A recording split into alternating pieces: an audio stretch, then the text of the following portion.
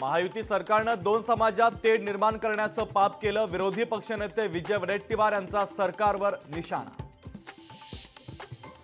चोरलेलं चिन्ह परत करा आणि लढा, मग दाखवतो, संजय राऊतांचं मुख्यमंत्री शिंदे यांना आव्हान।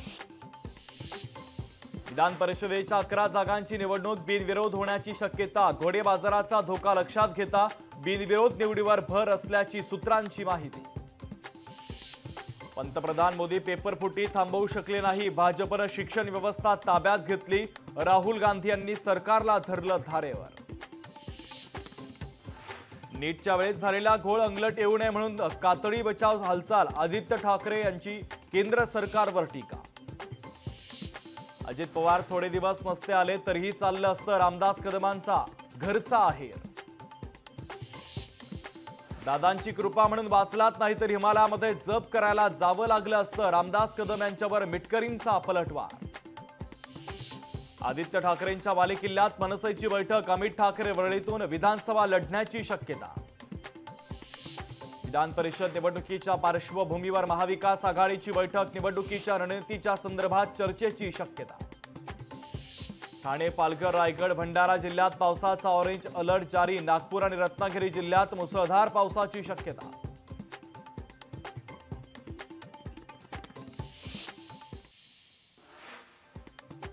आसाममधील नागाव जिल्ह्यात पूरस्थिती कायम। जिल्ह्यातील 35 गाव पुराच्या पाण्यात बुडाली तर पुरामुळे 1089 हेक्टर पीक क्षेत्र पाण्याखाली। हैदराबादहून मलेशियाला जाणाऱ्या विमानाच्या इंजिनमध्ये बिघाड झाल्याने विमानाचं इमर्जन्सी लँडिंग।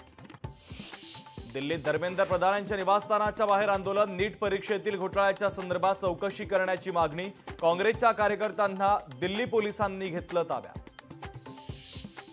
25 जूनला काँग्रेस पक्षाची दिल्लीत एक महत्त्वाची बैठक। विधान परिषद निवडणुकीच्या संदर्भात उमेदवार निश्चितीच्या संदर्भात होणार चर्चा। बच्चू कडू यांच्याकडून महावितरणाच्या अधिकाऱ्याची शाळा। शेतातील नादुरुस्त डीपीबाबत बच्चू कडू आक्रमक। पोलीस भरतीच्या विरोधातील आंदोलनाला धंगेकरांचा पाठिंबा। धंगेकरांनी घेतली आंदोलक उमेदवारांची भेट। रस्त्यावर उतरत आंदोलनाचा दिला इशारा। शुक्रवारी छगन भुजबळ वडीगोद्रीला जाणार। लक्ष्मण हाके आणि नवनाथ वाघमारे यांची छगन भुजबळ घेणार भेट।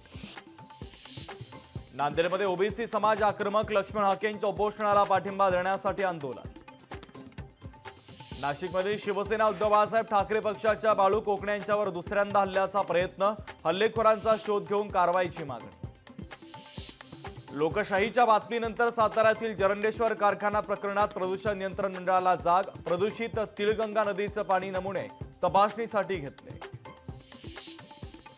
नंदुरबारच्या धडगावमध्ये मुसळधार पाऊस। नगरपंचायतीने नालेसफाई न केल्यानं नाल्यांचं पाणी रस्त्यावर। सिंधुदुर्ग जिल्ह्यात भात शेतीची कामं सुरू। बळीराजा सुखावला। पनवेलच्या आदई धबधबा परिसरातून 9 जणांची सुटका। पोलीस आणि फायर ब्रिगेडच्या जवानांनी केली सुटका। पावसाळी पिकनिक तरुण आणि तरुणींच्या अंगाशी। उल्हासनगरमध्ये भर पावसात महापालिकेकडून खड्डे बुजवण्याचा प्रयत्न। पालिका प्रशासनाचा अजब कारभार। यवतमाळमध्ये कृषी केंद्रातून जादा दरात बियाणांची विक्री। आर्थिक लूट होत असताना कृषी विभाग मात्र झोपेत।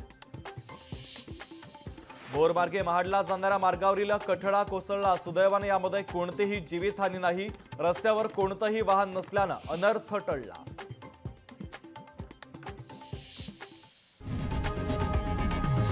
लोकशाही मराठी ऐका, पहा, जागरूक रहा।